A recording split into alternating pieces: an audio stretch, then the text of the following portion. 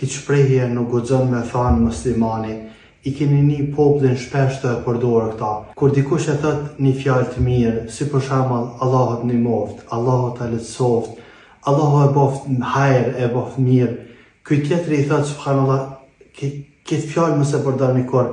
Ky tjetri i thot fjala jote ta'ala Allah në vesh të Zotit, subhanallah. Këtë fjalë kur mos e përmend. Kështu nuk thojnë muslimanët. Muslimanët thojnë amin. Allahu e boft hajër, Allahu të ndihmoft, amin. Allahu shpërbleft ty për këtë dua.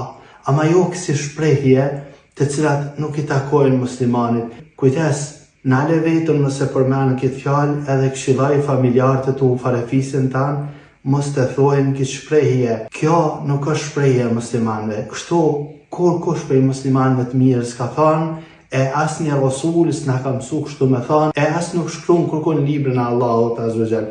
E kjo mjafton për argument. E lutem Allahun azza wa jall më na mundësu me largu këtë shprehje prej gojave të muslimanëve.